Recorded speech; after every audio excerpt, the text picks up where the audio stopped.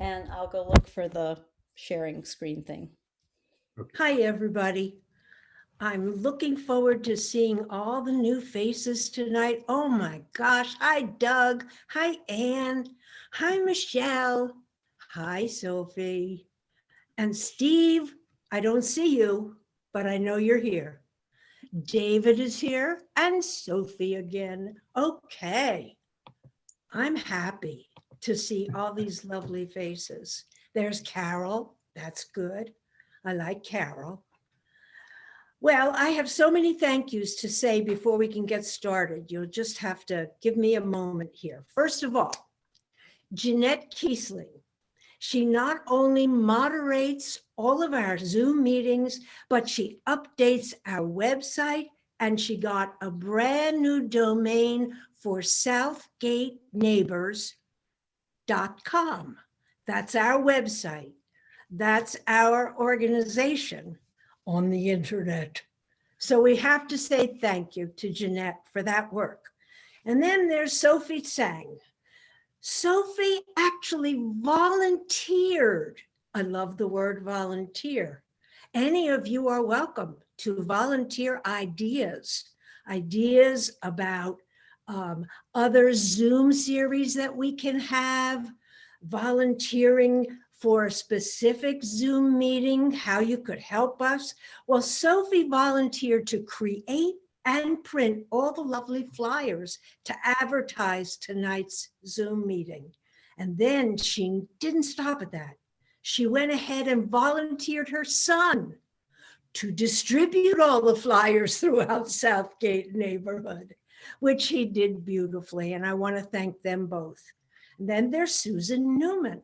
What does Susan do? Oh, she waves a lot, but basically her fingers are busy managing all our Zoom technical business for all of our meetings, and everything always manages to go off quite smoothly. Then she also volunteered to send out emails to her own list of the Southgate Railroad closing group to see if they'd be interested in joining the Southgate neighbors. And last but not least are all those new faces that I'm looking at. I thank you all for being here tonight from our neighborhood and responding to those flyers, to our website, to Susan's room invitations. I hope you will enjoy Professor Larry Wein as he speaks to us, a professor at Stanford University, going to tell us how he does it. Well, I'm going to turn it over to Jeanette as our moderator. Have a good evening. Thank you, Freda. You're truly the soul and the spirit of our neighborhood association, and of course the founder and our all boss. So welcome everyone tonight to this next round of the Talk of the Neighborhood. If you've been around the last time with Anantha Cancella, you got firsthand introduction to self-driving cars. It was truly inspiring and exciting. Tonight, we welcome our neighbor Larry Wein, and I'm convinced it will be just another fascinating evening with many learnings. Larry, thank you so much for taking the time out of your busy schedule. I actually felt really terrible for having even asked you to come to our meeting tonight because after I read your CV, I'm like, oh my God, if forever changes more the way I look at Larry when we both take out the trash cans. Hey, well, thank you, Jeanette. Thank you for inviting me, and thank you for being the world's neighbor. You brought so much positive energy to Manzanita and the surrounding area since you moved here. It's just great. Same to you. I'm not sure exactly, what I'm supposed to do. So if I'm pitching this wrong, just interrupt and indeed just ask questions. And this is intended to be quite interactive. So first I'll give a little background and then I'll spend most of my time talking about one or two research projects. So I'm an applied mathematician. I have a PhD from Stanford in a field called operations research. And then I was a professor at MIT for 14 years. And when the chance came in 2002 to come back to sunny California, I jumped at it. Indeed, I bought Steve Carlson's house. So thank you very much, Steve. Steve used to live here. And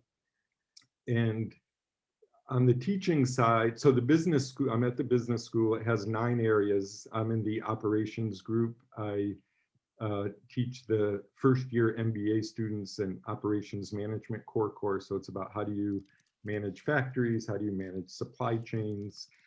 And I also teach in kind of an obscure PhD class in, some specialty area of mathematics. For the last 2.5 years, I've been a senior associate dean. So our dean is John Levin, and he has 5 senior associate deans who report to him and do various things. So I'm in charge of 130 PhD students, so our entire PhD program. I oversee 2 areas of the school, the economics area and the organizational behavior area. And I also oversee all of academic affairs, so basically tenure and promotion processes and anything to do with the faculty. So now I'm going to attempt to share my screen. Oh, it still says host disabled. Well, let's see. Can anybody advise me? I went back to the settings in my account and said that everyone could share their screen, but I don't know exactly how to apply it directly to this meeting. Maybe that's what I have failed to do. I don't know how to do it in the middle of things. Is there a way to make somebody else a co-host or something? If you go to participants, I think that's where you can say allow participants to share screen. Oh, thank you, Karen. All right, just a second. Oh, participants, where is that? Oh, there you are. That's at the bottom. Yeah. No, I found it. Just took me a minute. Something's going on. Just a sec. I'm almost there. Okay, so under more, I guess. Well, I have the participants up, and underneath there's a little menu, and it doesn't say anything about sharing screens. Where should I be looking, Karen? If you know? Thought that's where. Go to your right. Go to your right. 2 blobs down. It says share screen. Wait, go to the, okay. Go 2 steps to the right. Mine is green. 2 steps to the right. I don't know what that means. Well, you've got participants and then you've got chat. And then share screen. I share see what screen. you're saying. I see what you're saying. I see what you're saying. All right, but it isn't giving me, okay, it's not giving me. Are you the actual host of the meeting, or? I am, but I haven't ever tried to fix this in the middle of a session. Can you just make Lawrence a co-host? Yeah, I don't that's know. the best way. I could try. What would you be using, Larry? Would you be using share slides or what? Do you want me to, I could email you PowerPoint slides, that wouldn't take long. I don't want to do it for you. I think that would be too Oh, complicated. okay. But let me. I'll try that. But no, it's not doing what I want. Okay, let me go back and see if I can make Larry a co-host. And I don't know how to do that from inside the meeting. I can go to my account, but I don't know how to do it from inside the meeting. I know how to do it if I've planned it ahead of time, and I thought I set it up that way, but oh well. Hang on. I think also if you go again to participants and there's the more, and I think maybe that's where you can either make him a co-host or make him a host for that matter for the time being. All I have is to A list of people. allow participants to unmute themselves and rename themselves and start their videos. That's all I've got.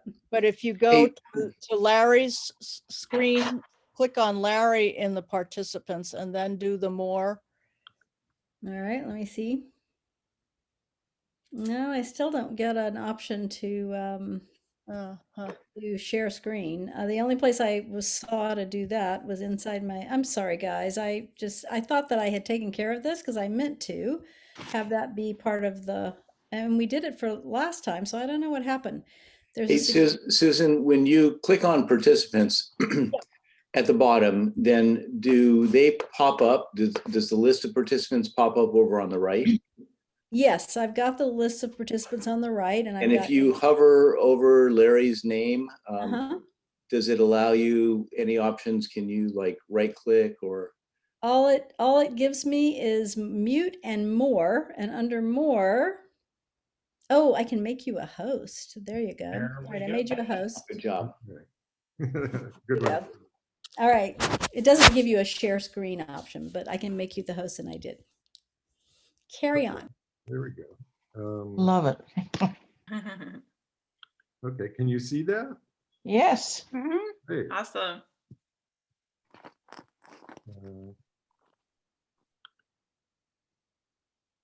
there we go. Okay, so my research is mostly is really not in business per se. It's mostly in public health, and the stuff that has been most impactful of mine occurred right when I moved here. In fact, I bought Steve's house, I believe, on September 12th, 2001, the day after 9/11. And I immediately started working on the handful of ways that terrorists could kill, say, 100,000 people on US soil. And most of these things led to changes in Washington. So the smallpox, these first three topics, I have papers in the proceedings, the National Academy of Homeland Sciences. Security, What? bioterrorism, smallpox, anthrax. Right, so smallpox, anthrax, and botulinum toxin. So smallpox. He put up. I think it's David and Sherry. Can you mute yourself, please? Oh, sorry. That's okay. No worries. Just mute Hi, yourself. David and Sherry. I thought you were asking a question. So actually on the smallpox one, Tony Fauci, who now is a household name, asked us for our summary PowerPoint slide after we presented at the White House, and he presented it to President Bush and led to the stockpiling of 300 million doses of smallpox vaccine. The anthrax work led to President Obama signing an executive order that if we have an anthrax attack, the postal workers will go door to door delivering antibiotics like Cipro or Doxy for that. The botulinum toxin was quite controversial. The government tried to prevent the publication of the paper. I had to go on the Today Show with Matt Lauer and defend myself and things, but eventually the government and the dairy industry worked together, and they intensified the heat pasteurization process for milk, because the idea was they could release this into the milk supply. And then I worked on various things on nuclear weapons. Also on the borders here,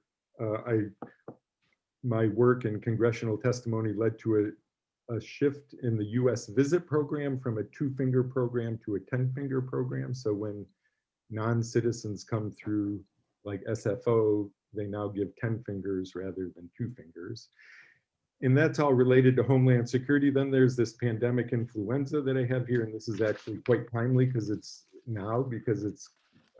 quite similar really to what we're going through with COVID. And in particular, my work led to the first FDA approved N95 masks. And so my work showed that short-range aerosol transmission was a likely mode of transition for influenza. It turns out COVID has from what we know, has very similar characteristics to influenza in terms of how long it lives in the air and how long it lives on the surfaces and so forth. And I actually have a New York Times op-ed in 2006 called Face Facts. And if you read it today, you think, unfortunately, it's quite prescient, and you think it was just written within the last year. But this is all kind of old news. So instead, I think I'm going to focus on what I've been working on in the last few years, which is crimes. And I'm looking at reducing the type 1 and type 2 errors with respect to incarceration. So by type 1 errors, I mean that there's a number of people who are in prison or jail, but in fact, they're really not very violent and should be out on the streets. and I have a New York Times op-ed and some work on this. But today I'm going to focus on the other type of error, which is basically crime solving. And there's a number of very violent people, serial offenders. And so this work is in a series of papers, looks at how to solve homicides and sexual assaults. So in the homicides, there's a work on what's called ballistic imaging. And this, I'm not going to go through this, but this work led to the recent adoption of this technology basically everywhere in the country, that the federal government, who pays for all the machinery, the software and hardware, have decided if you don't process all of your cartridge casings from the bullets, then we're going to take the equipment back. And so now everyone is processing this. So instead, I'm going to really spend the rest of the time talking about sexual assaults. I think what I'll do, I'll start with the first paper, which is this paper in the Journal of Forensic Sciences in 2018. And if you're interested in reading a little more on it, you can go to my op-ed in CNN.com. And then maybe I'll just stop there. And if that's enough for everybody, I'll just stop and we can shoot the breeze. And if not, I can talk a little bit about the follow-up paper that came out this past year and preceding National Academy of Sciences. And if that's not interesting or want to go to another thing, I'm working right now on in what's called investigative genetic genealogy, which is how they caught the Golden State Killer. So this is a brand new way to solve cold crimes. So for now, I'll just go through this first sexual assault paper. So now I have to, I didn't make special slides here. This is like for a longer talk that I gave. Oh, whoops.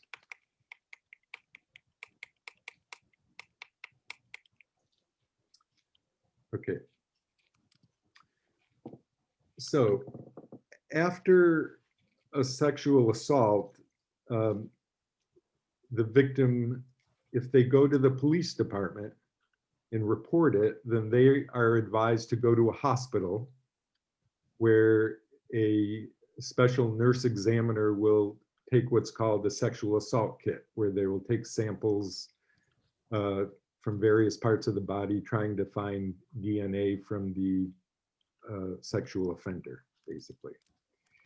And ideally what happens is this box called the sexual assault kit will be sent back to the police department, and the police department will send it to a crime lab, and the crime lab will process these samples and try to get DNA out of it. And if it does, they compare this DNA to a whole large database, a list of DNA of all the convicted felons in the country. And that database is called CODIS, C-O-D-I-S. And if you get a match against that database, then you can figure out who the sexual offender was, and ideally, then you can get a conviction. So again, that's ideally what happens. What actually has happened, that at least at the time we started this research several years ago, there were 400,000 untested sexual assault kits in the United States. That means that there were, just think about that for a minute, there are 400,000 victims of a sexual assault. And after this traumatic incident, they went to the police department, they went to the hospital, they went through this, awful multi-hour procedure right after an assault with the main aim of trying to catch the person who did this. And these 400,000 times, this box is just sitting in a warehouse, has never been opened.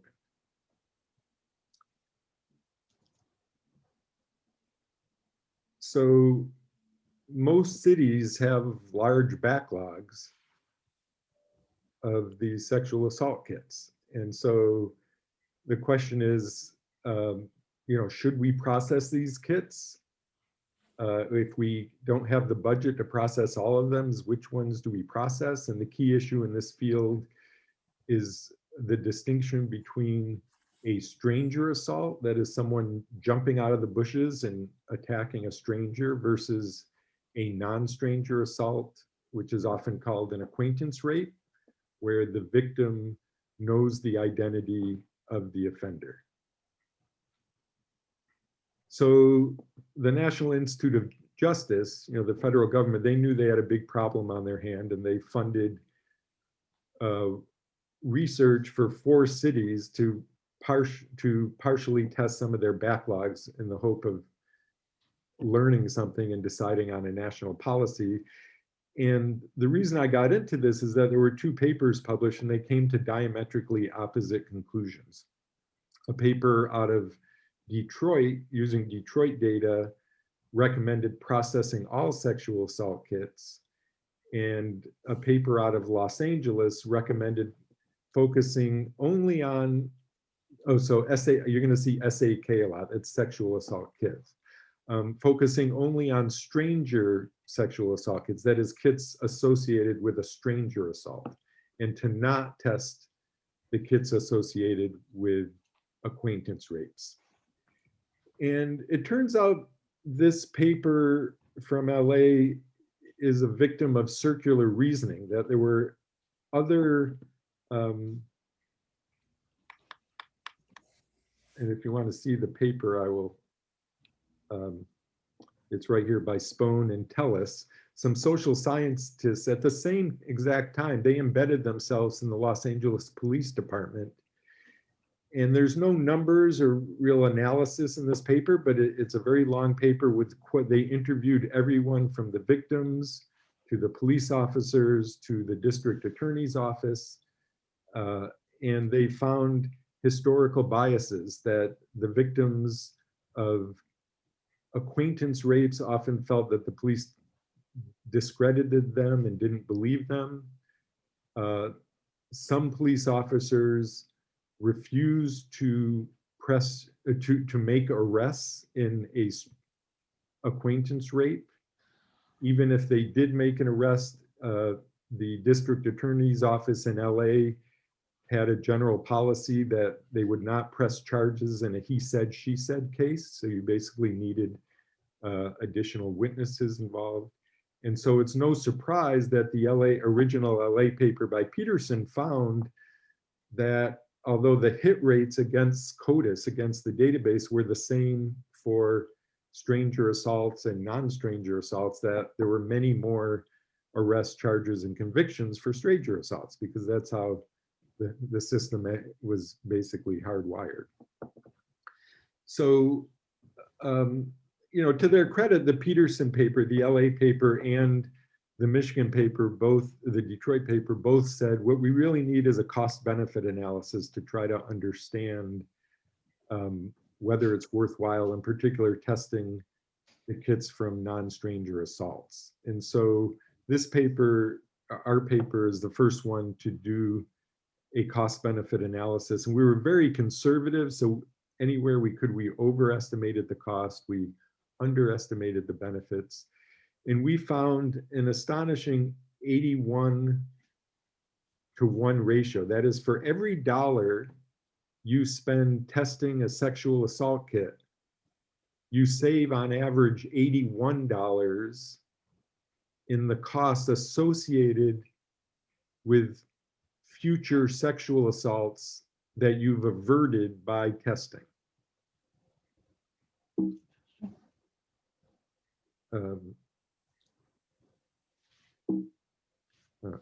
How come I can't move this? Oh, there we go. So I'll just go through the argument here.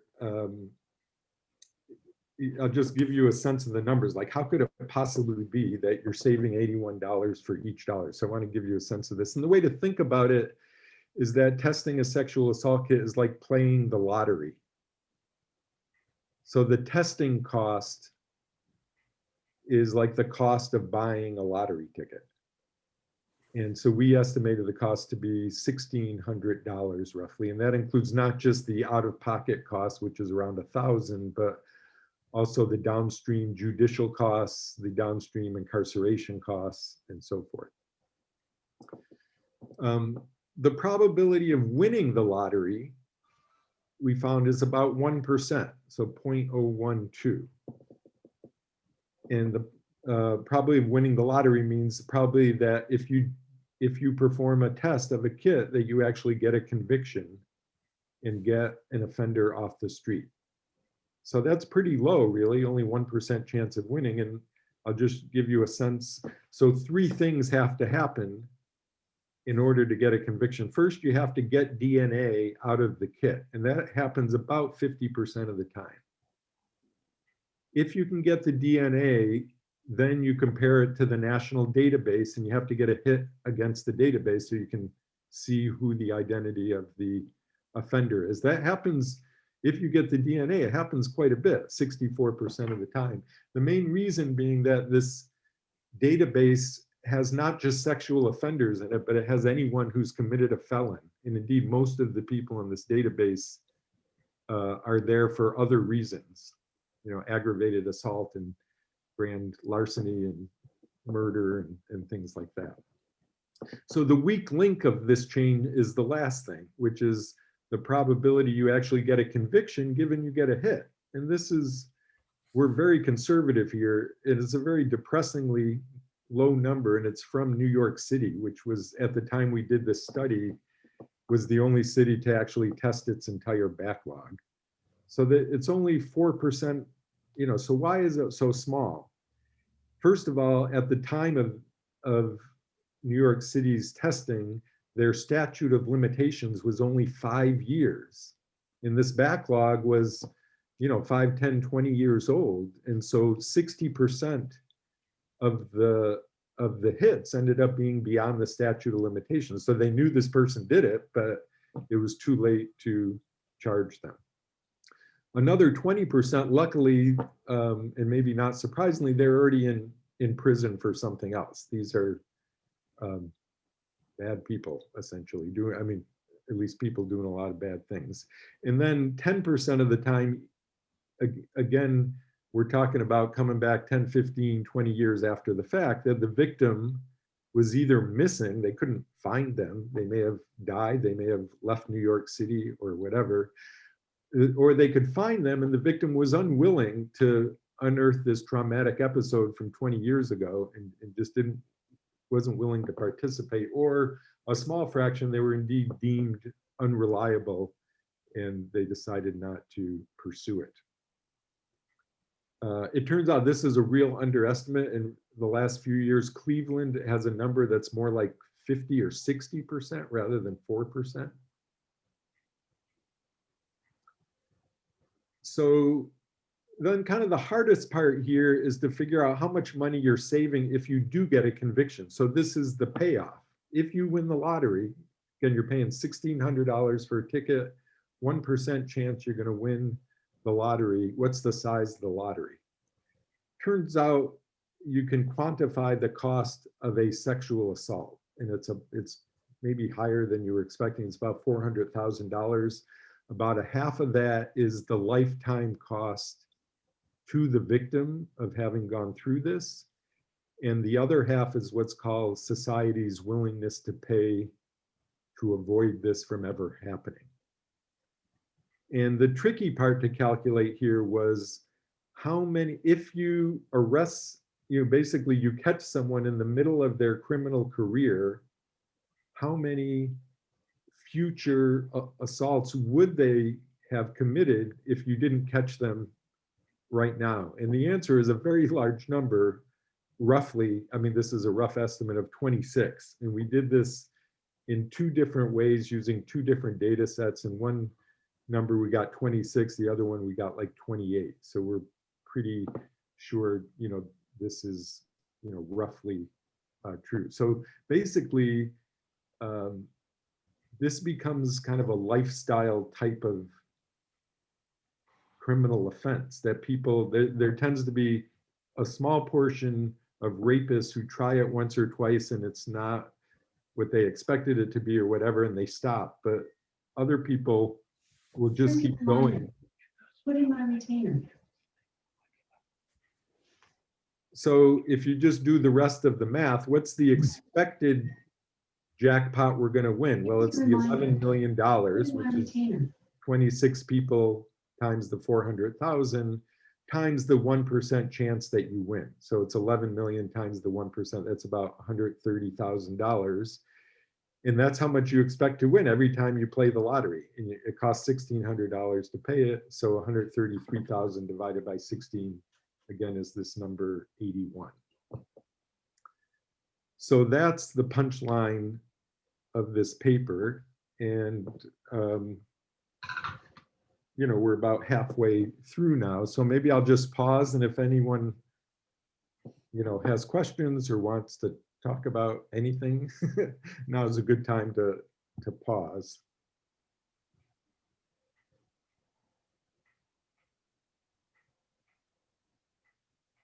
Okay. Unmute myself. Sorry about that. Oh, sure. Yes. So if anybody has a question at this point, please raise your hand or just post the question, say the question, whatever you feel comfortable with. I'm really amazed at these numbers, Larry. I had no idea. Right, That... and the field didn't either. They, no one, yeah. I mean, this was an eye opener, I think. Right. I mean, number one, you know, the conviction rate is incredibly low at 1%. Right. That is shocking. And obviously what you proved with winning the lottery, as you said, is also very interesting. So really interesting stuff. I would actually like to hear you speak more about it, to be honest with you. I just want to say that I did not know that you were the person responsible for me having to present 10 fingers when I enter this country. Oh, so. Right. Sorry about that.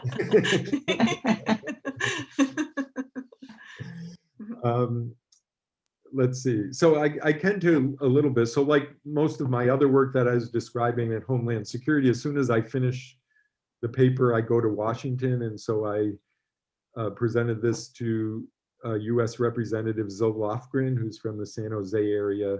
And I knew her from my Homeland Security days because she used to be on the Homeland Security Committee.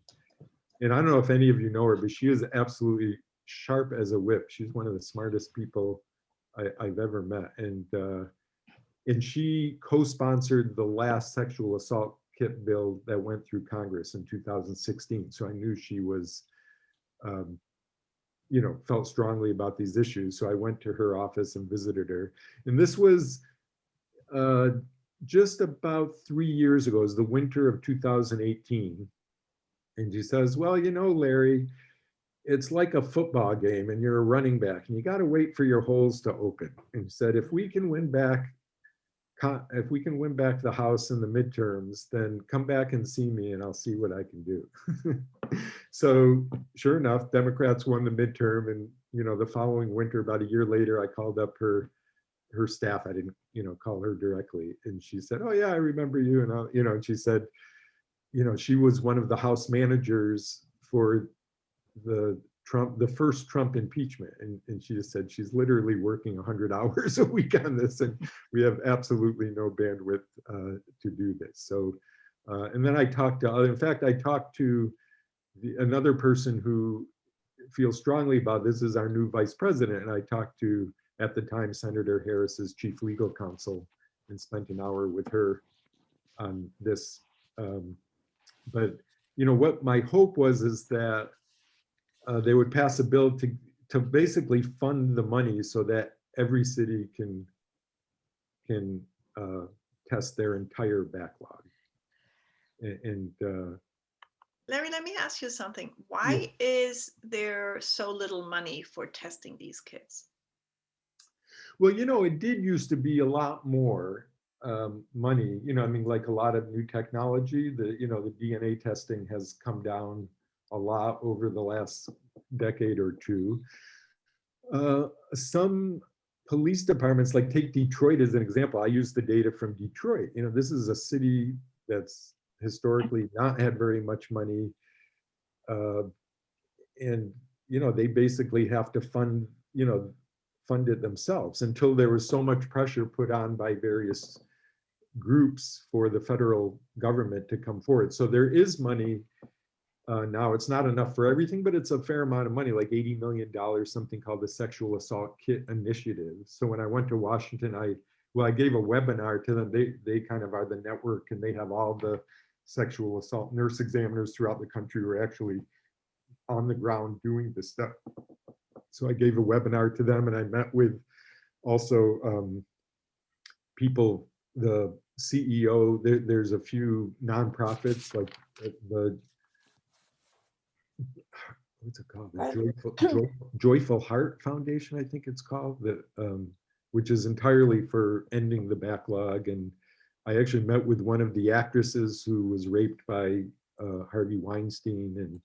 And so I've been trying to push this out in various ways. But the main talk I gave was to the head of forensics at the Department of Justice. So I went to Washington, talked to him and his group, and gave a 2-hour talk. And they definitely, liked the work a lot and appreciated it. And he posed a question to me, which is the topic of this next paper. So if you want, I can I could either go into this next topic, which is digging down a little bit more into the details, or I could talk to you a little bit about investigative genetic genealogy, where I'm in the middle of the work, so I don't have any big research results, but it's a fascinating new area. So whatever, either way is fine with me. Can I ask a question of you first before Yeah, you right, sure. veer off? I'm sort of stuck back at the previous talk that you just gave with the victim. If all of these sexual kits have been stored away and not tested, how would the victim find out about that? Or what were they told when, I guess, nothing was happening with their case? Do you know? So you're saying, 6 months go by and nothing happens, and if they call the police department, they'll just say, I'm not exactly sure. I assume they just say, we haven't processed it yet, or for 20 I'm years? not sure, or how, just say we don't have the, I'm not sure how straightforward they were with them. Oh my. It's a good question. Oh, it's a and sad it probably question. I don't think there was a straight policy, of how to answer that, whether to be truthful or not. I mean, we're listening. You might ask, why is there a backlog? So one, Jeanette brought up the money, and that's one issue. But the strange thing to me, and it's true for ballistic imaging too, is that they use these high-tech tools. You would think they use them as an investigative tool. That's what they're created for. You can find a cold hit against this person, you don't know who they are. And instead they use them as prosecutorial tools. So what these cities do, like Detroit, they just put them in storage, and then when the DA's office calls, they say, oh, we got someone, we're about to sentence him, you have a sexual assault kit, can you run the kit so we can see if we can add more charges onto the kit? And so that's historically in the United States how they use that and ballistic imaging. And it's, not that that's a bad idea, but they're not harnessing the true power of these tools. And it takes a cultural shift in this. On ballistic imaging, it's much more of a red state, blue state thing, that like Boston processes all of their ballistic imaging, all of their cartridge cases. San Francisco does. You go to Georgia, they don't process any of them. They somehow have connected it to, guns rights and things like that. Right. And I also honestly think there's some misogyny here. If it was white men who were getting raped, we would have been testing these kits. I have a question. You talked about acquaintance versus non-acquaintance rapes. Yeah. How is what you're bringing up now in terms of what you're proposing that these cities right? do? So we're proposing all of them, and I didn't show you the numbers, but instead of 81 to 1, $81 saved, it's Right. about $69 saved for a kit from an acquaintance rape. So it's still a huge savings. For every dollar you spend testing a kit from an acquaintance rape, you can save $69. But is there an initiative to go after acquaintance rapes as there is for non-acquaintance rapes? Well, that's what I've been pushing all along. And so, so this $80 million has been pushed out to various cities, and depending on the city, some cities like this one I have up here, this is Cleveland, they basically tested all their whole kit, and they've arrested a ton of people, and it's been a big success. And it's a very decentralized thing. So cities are testing what they can. I think a big question, you know, some cities are still prioritizing the stranger kits over the non-stranger kits. Yeah. Larry, this is really fascinating work. What's the estimated backlog of kits in terms of? So it was 400,000. So when I started this, saying 3-4 years ago, 400,000, and now I'm guessing it's about half of that. I think we probably tested about half of them. Got it. Thank you. Okay. But it's very hard. They can, you know, most of them are in police department warehouses. Some of them are at criminal labs. They're just sitting there and they haven't got around to it. And it's very easy to count the ones at the crime labs, and it's virtually impossible to count the ones at the police departments, and the police departments won't give honest numbers. Can I just interrupt for just 1 second? There's someone in the waiting room to be let in, so I'm not sure if I'm Larry sorry. Yeah, has I to... could do that. Oh, it's Kate. Yeah, it's Kate. Hello, Kate. Sorry to get you out there. I wondered why that wasn't showing up on my screen. Sorry about that. So do we want to have a show of hands of people who want me to, well, if there's more questions, and take them, but I can either talk about the follow-on work of some of the details of processing sexual assault kits, or I can tell you a little bit about investigative genetic genealogy. I had one maybe short question. Yeah. I wondered if there had been any optimizations of the testing process over the time since they were in, you know, the whole thing was introduced, that makes it cheaper, faster, what have you. Okay, so I think I'll just give my second talk, because that's the setup for it. So I planted that question with you, Susan. That's great. Thank you. So this is joint with our local San Francisco Police Department. And the paper appeared last summer in the Proceedings of the National Academy of Sciences. So when I was at DOJ in meeting with their head of forensics, he basically posed a question to me. And the issue is that the federal government has been telling cities, as we send out this $80 million to spend, say, don't test all of the samples from your sexual assault kit, just test a few. And each state has made up their own mind. New York State has said one, just take one sample out of the kit. And on average, kits have about 7 samples. California says 3, Utah says 2, and you know it varies. But the idea is that presumably, you know, as Susan was saying, this would be a cost-saving device. And the samples are determined by these sexual assault nurse examiners or forensic examiners. So when they're at the hospital taking the samples, the nurse will actually, you know, give a kit with all 7 samples, but say, you know, this 1 and 2 are the most probative. These are the ones where I think, based on what I know, that they will be the ones most likely to yield some DNA. And so on the surface, this seems like a good policy, but he just said to me, we honestly have no idea if this is a good idea. You know, he just said it's common sense, but we don't know if this is actually a good proposal or not. And if you could study this, that would be great, you know. And so eventually I met a few people and stumbled onto the San Francisco people who had the perfect data set for this. And so I'll look at this. And when we say maximize, well, the goal here is to maximize the number of kits that generate DNA that you can enter into this database. Okay, so if you remember back in Detroit and the other data, about half of them, was like 49% of the kits generated some DNA that we could put into the database. I think I'll just jump right to, so we have data, San Francisco had data from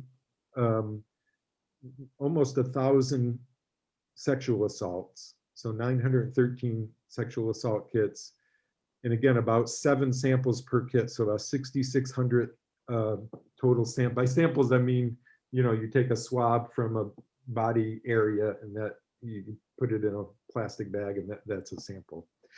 So what we have is for each of these 900 sexual assaults, we have 24 covariates, 24 characteristics about all the details of the sexual assault, of exactly what happened during the assault, what was the nature of the assault, what happened afterward. In particular, did the victim take a shower or bath?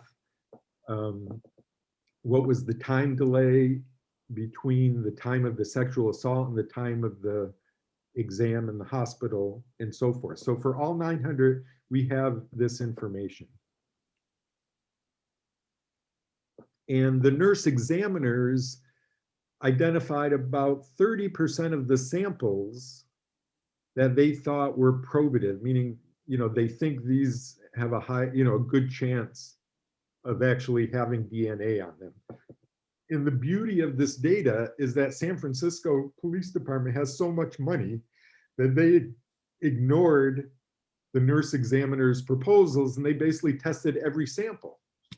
So we know exactly what the performance is from testing every sample. And we also know, if we had only tested the 29% that the nurse examiner suggested, we also know exactly how many we would get into the database. So we can compare the performance of these, and by building a statistical model, we can actually interpolate and extrapolate, in other directions also.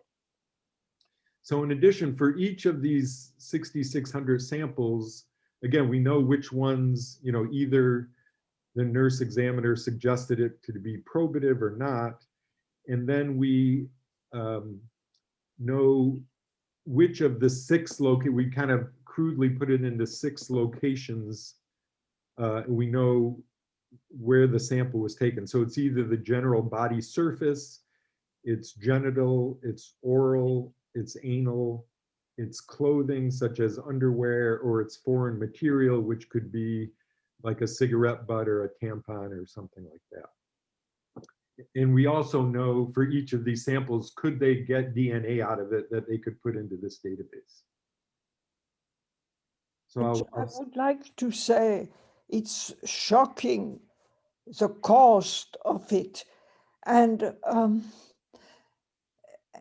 everything is related, obviously, at the cost. And but of course, the main goal is to try and these offenders and to try to diminish it. And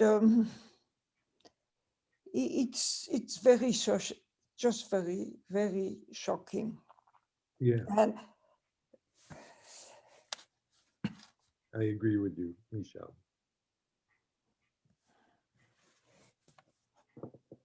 So I won't go into the cost except to say $100 per sample.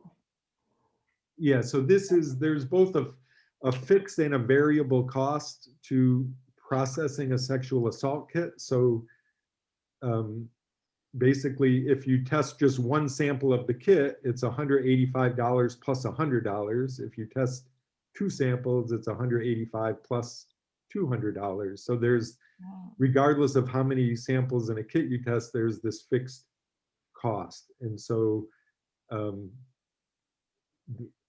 this plays a role here also, which would lead you to, if you're optimizing, like Susan said, to test more samples per kit.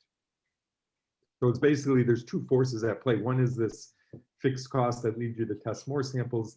The other one is that presumably these nurses, if they're making good decisions, that there's marginal utility, marginal benefit, reducing marginal benefit to testing additional samples, that the first or second sample are likely to have DNA more often than the 4th or 5th or 6th sample. So, I don't want to get stuck in too many numbers here, but I'll just tell you, well, a few things. The model, has some common sense things that the likelihood of getting DNA increases with the location specific penetration. So if there was vaginal penetration, then if you took a genital sample, you're more likely to get it. And then not surprisingly, it goes down, the likelihood of getting DNA goes down if a condom was used, if the shower or bath was taken, or the longer the time delay is.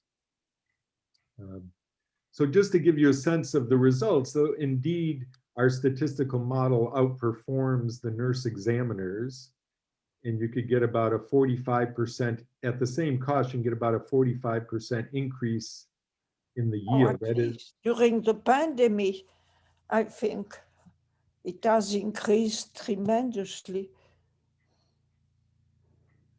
During the pandemic? What, the number of rapes, or?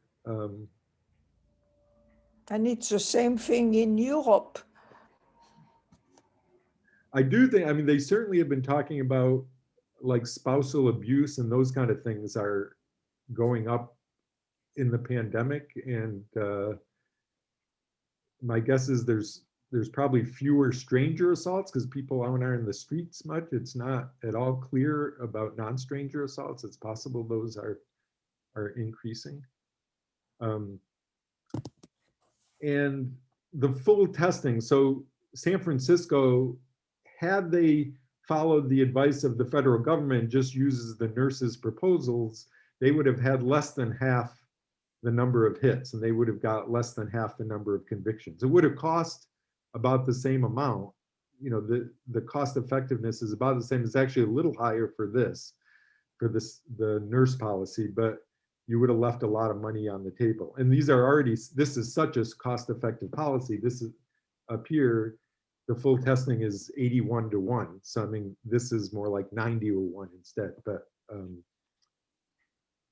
so the last thing I want to tell you, it's always nice to get something that's surprising when you do research, and these results that I just showed you aren't too surprising. It's kind of what I was expecting, but this next part really surprised me. So we could ask the question, not just, how good at the nurses at deciding which of these 7 samples are probative, but we can ask the question, did they choose the right 7 samples in the first place? And so we built a model on this, and our statistical models say, given the 24 characteristics of each sexual assault, we can prioritize each of the 6 locations. Again, maybe it's, genital, anal, oral, body surface, clothing, foreign object. We can, for each specific assault, we can prioritize those 6. And it turned out over half the time, 58% of the times, that the model chose the top location, the nurse never took a sample from that location. And 38% of the time they didn't from the second top location, and a third of the time they didn't from the third location. So what's going on here? There's 2 things. So first, they're missing some obvious locations. It turned out for vaginal penetration cases, 99% of the time they got a genital sample. So that's good. And of course, the victim can always say, no, I don't want that. But when there was oral penetration, 30% of the time they did not get an oral sample. And when there was anal penetration, 13% of the time they did not get an anal sample. So they're missing some obvious locations. And the other one is that they're missing one particular non-obvious location, which is basically underwear. That in 30% of the kits, for 30% of the sexual assaults, our model predicted that the underwear would be the location that you'd have the best likelihood of getting DNA. And of those of those cases, 72% of the time, so almost 3/4 of the time, they did not take a sample from the underwear. Incredible. So that really, I think this bottom thing is really the low-hanging fruit here. So it sounds to me it would be a matter of retraining the nurses. Right, yeah, and there wouldn't be, this wouldn't be hard to do. And in fact, also you could take this statistical tool and give it to the nurse examiners, have it in real time. And in fact, a woman named Julie Valentine, a researcher at BYU, she has, how we have like health medical records. They're creating forensic medical records for the whole state of Utah, and she wants to use, our algorithms to give to all the nurse examiners in Utah so that they can, use it as an aid when they choose which samples to test and which ones to deem as probative. So we have about 4 minutes left. Are there any pressing questions? Larry, I think we do have a problem, and I should have expected that with your talk. It was so successful that people want you to come back to talk about genetics. Sure. So the question is, it was really, really fascinating. And of course, it's a topic that we can all relate to. Right. Maybe not because of ourselves anymore, but we all have daughters or sons or whatever. So this is a very interesting and pressing topic, obviously. But we can talk some more when we take out the trash cans next time, whether you indeed want to come back. For right now, I think if there is no other question, and let me ask again, because we would have time for one more. I have one off the wall question. Okay, go ahead. The Stanford scene behind Larry. Oh yeah, I just got that off the internet. It's from Palm Drive, where Palm Drive Yes, is?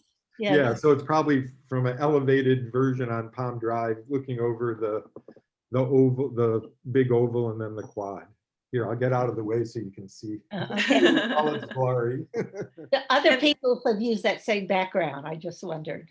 Oh yeah, you can. Yeah, no one's going to arrest you or anything. You can just go to the, for those who don't use Zoom very much, under the video part, you can pick a background, and then you can just go to the, Google Images and pick any picture you want and stick it in there and make it your background.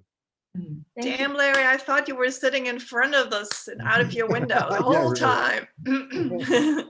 So I just wanted, before you finish, I just want to say to all our neighbors, please say hi if you're walking around anywhere near the corner of Manzanita and Escobita. These days, I only go out once a day to go for a very slow jog. I'm the slowest jogger in the neighborhood. But please say hello if you see me.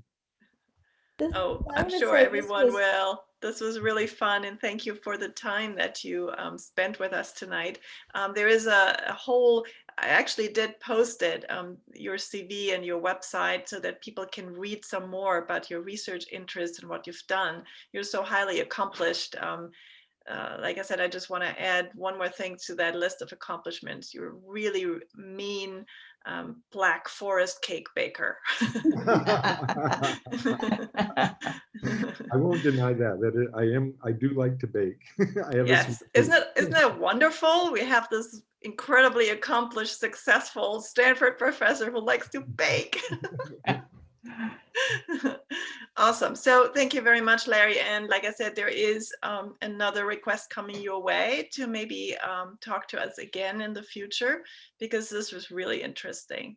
Does anybody else would like to say anything? Please do. I was just going to say it was fantastic. I agree. And I hope you will come back, because I know there were quite a few of us who wanted to hear about the genetic testing as well, but we didn't really want to shortchange the sexual assault. Right.